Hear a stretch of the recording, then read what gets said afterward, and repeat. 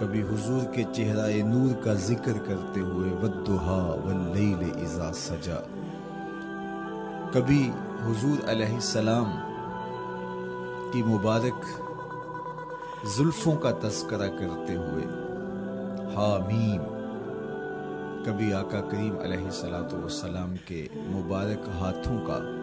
کبھی دیگر اعضائے بطنیہ کا ذکر قرآن نے کیا، حضور کے سینہ اقدس کی کہانی قرآن نے بیان کی، حضور علیہ السلام کی مازاغ آنکھوں کا تذکرہ قرآن نے کیا، تو پھر یہ محبوب اور مرغوب موضوع کیوں نہ ہوتا؟ اور آقا کریم کو اللہ نے وہ جمال دیا تھا، وہ حسن عطا کیا تھا، وہ خوبصورتی دی تھی جو حضور کا ہی حصہ ہے۔ ویسے اللہ کا ہر پیغمبر،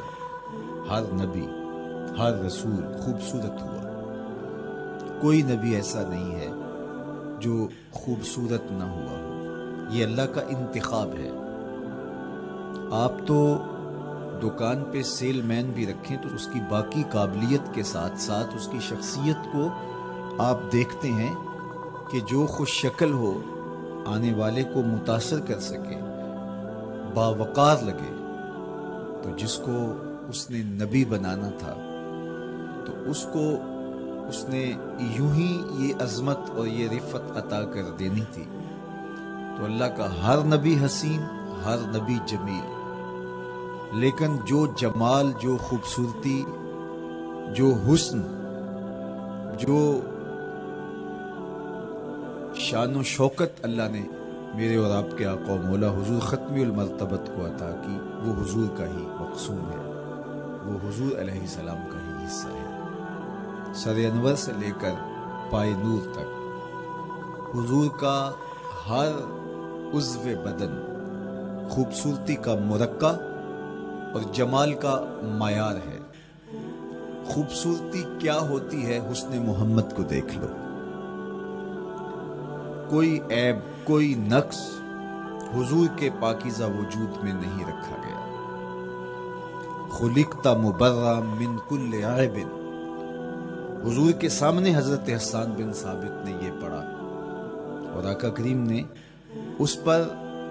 خوشی کا اظہار کیا اور اللہ کی بارگاہ میں دعا کی، اللہم ایدہ بروح القدس، جبریل امین سے اللہ اس کی مدد فرما۔ تو انہوں نے یہ بات کہی کہ آپ کو ہر عیب سے مبرہ رکھا گیا ہے، آپ کا پیکر نور، آپ کا وجود مسعود حسن و جمال کا ایسا مرقع بنایا گیا کہ جس میں کوئی نقص نہیں رکھا گیا، صوری حسن بھی عطا کیا گیا، مانوی حسن بھی عطا کیا گیا۔ حضور کے اعضاء کا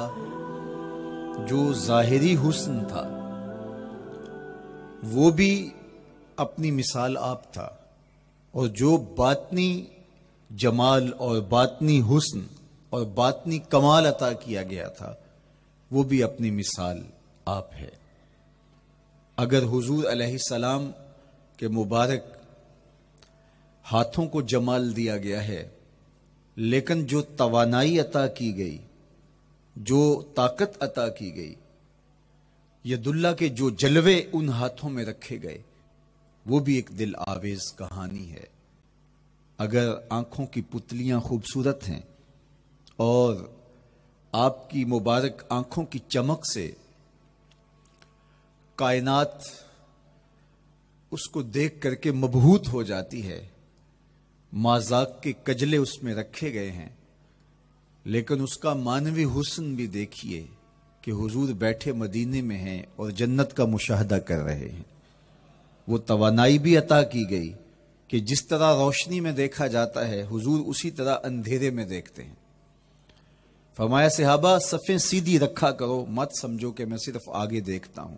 میں آگے بھی دیکھتا ہوں، میں پیچھے بھی دیکھتا ہوں، میں تمہارے رکوع بھی دیکھتا ہوں اور دلوں میں پیدا ہونے والے خشوع بھی دیکھتا ہوں۔ اقبال بولے اے فروغت صبح آثار و دہور، چشم تو بی نندائے ما فی الصدور۔ لوگوں کی نظریں تو سینے کے اوپر دیکھتی ہیں، اے آمنہ کے در یتیم تیری نظر تو سینے کے اندر چھپے راز بھی دیکھتی ہے۔ تو صوری حسن بھی اور مانوی حسن بھی اللہ نے اپنے محبوب کو عطا کیا، اور اللہ جل شانہ نے وہ جمال دیا حضور کو کہ جو دیکھتا وہ دیکھتا ہی رہ جاتا۔ ایسی چمک، ایسی رانائی، ایسی خوبصورتی اور ایسا جمال تھا، دیکھنے والے کہا کرتے ہیں اللہ اللہ، یاد آتا ہے خدا دیکھ کے صورت تیری۔ کتنے لوگ ہیں جنہوں نے صرف حضور کے چہرے کو دیکھا اور لبوں پہ کلمہ جاری ہو گیا۔ معروف نام حضرت عبداللہ بن سلام رضی اللہ تعالیٰ عنہ کا ہے۔ یہودیوں کے بہت بڑے حبر تھے، بہت بڑے عالم تھے۔ حضرت یوسف علیہ السلام کی اولاد سے تعلق تھا،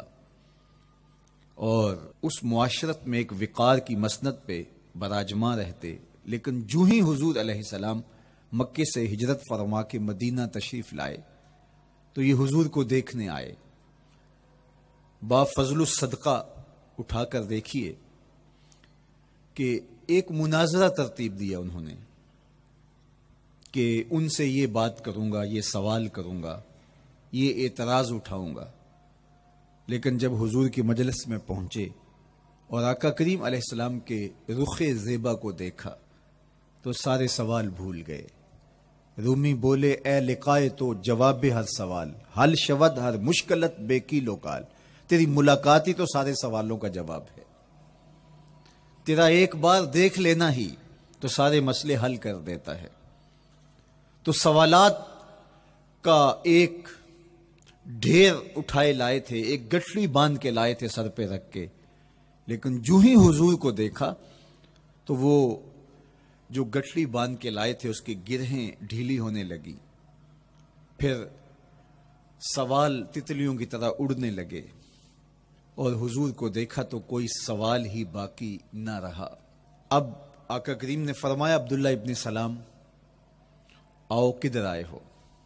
یہ تو مناظرہ کرنے آئے تھے، سودا لینے کے لیے بازار گئے ہم، ہاتھ اس کے بکے جس کے خریدار گئے ہم۔ لیکن جب آقا کریم نے پوچھا کہ آؤ کدھر آئے ہو تو انہوں نے کہا حضور میں آپ کا غلام بننے آیا ہوں،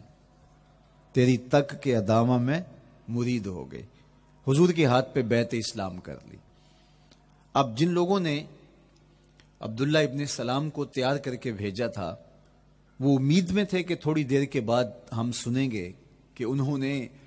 سخت سوال کیے اور مسلمانوں کے نبی ان کا جواب نہیں دے پائے، لیکن جب ان کے کانوں تک یہ خبر پہنچی کہ عبداللہ بن سلام نے تو کوئی سوال ہی نہیں کیا بلکہ وہ محبوب کی نگاہوں کا شکار ہو گئے، اور انہوں نے دیکھتے ہی حضور پر تن من سب کچھ نچھاور کر دیا اور لبوں پہ کلمہ جاری ہو گیا، تو وہ صبر نہ کر سکے اور عبداللہ ابن سلام کے پاس پہنچے اور جا کے کہا کہ تو نے یہودیت کی ناک خاک آلود کر دی، تم نے کوئی سوال کیا ہوتا، انہوں نے جواب دیا ہوتا اور پھر تم نے مان لیا ہوتا تو ہم سمجھ جاتے کہ ایک عالم تھا، علمی پیاس بجھ گئی، مطمئن ہو گیا، لیکن یہ عجیب کہانی ہے، سنا ہے تم نے کوئی سوال بھی نہیں اٹھایا، انہوں نے جواب بھی نہیں دیا، بس تم نے ان کو دیکھا اور دیکھتے ہی تمہارے لبوں پہ کلمہ جاری ہو گیا، تو یہ کیا کہانی ہوئی؟ تو عبداللہ ابن سلام نے جو جواب دیا وہ آب زر کے ساتھ لکھنے کے قابل ہے۔ انہوں نے کہا کہ یہ بات میری سمجھ میں بھی نہیں آئی، جب میں اس آقا و مولا کی چوکھٹ پہ پہنچا اور میں ان سے سوال کرنے کے لیے لفظوں کو ابھی ترتیب ہی نہیں دیا تھا کہ میری نظر ان کے جمال جہاں آرا پہ پڑ گئی۔ اب عبداللہ بن سلام کے لفظ سنیے، فرماتے ہیں فلما تبینت وجہہ عرفت ان وجہہ لیس بوجہ کذاب، جب میں نے ان کے جمال جہاں آرا کو دیکھا، چہرہ نور کو دیکھا، رخ زیبا کی زیارت کی، تو میں نے پہچان لیا یہ چہرہ کسی جھوٹے کا ہو ہی نہیں سکتا ہے۔ دیکھنے والے کہا کرتے ہیں اللہ اللہ، یاد آتا ہے خدا دیکھ کے صورت تیری۔ اللہ نے صورت ہی ایسی بنائی، جمال ہی ایسا دیا، خوبصورتی ہی ایسی دی کہ جو حضور کو دیکھتے وہ دیکھتے ہی رہ جاتے۔ تو کتنے لوگ تھے کہ جنہوں نے محض حضور کو دیکھا، پھر اس کے بعد لب کھلے تو کلمہ ہی جاری ہوا۔ وہ خوبصورتی اور وہ جمال اللہ نے اپنے محبوب کو عطا کیا۔ آقا کریم علیہ الصلوۃ والسلام کا ایک ایک عضو بدن خوبصورتی کا مرقع تھا بلکہ خوبصورتی کا معیار تھا۔ حسن کیا ہوتا ہے، حسن کا معیار کیا ہوتا ہے، جمال کسے کہتے ہیں، خوبصورتی کی تعریف کیا ہے، اعضائے محمد صلی اللہ علیہ وآلہ وسلم کا توازن دیکھ لو، تمہیں پتہ چلے گا کہ حسن کسے کہتے ہیں۔ حضور علیہ السلام کو اللہ تعالیٰ جل شانہ نے جو حسن بخشا، جو جمال دیا، جو خوبصورتی دی، وہ حضور کے مبارک قدموں سے اس کا انداز کیجئے کہ جس کے قدم اتنے سونے ہیں اس کا چہرہ کتنا سونا ہوگا۔ حضرت عبداللہ بن بریدہ رضی اللہ تعالی عنہ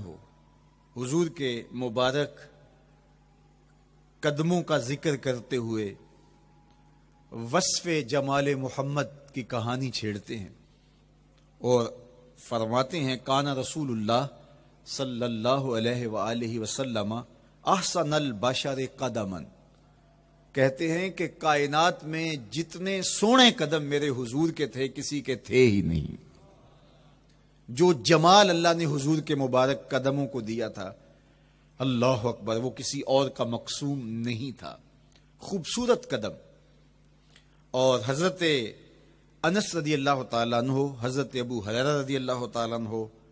اور حضور کے وصاف ہیں حضرت ہند بن ابی حالہ رضی اللہ تعالیٰ عنہ،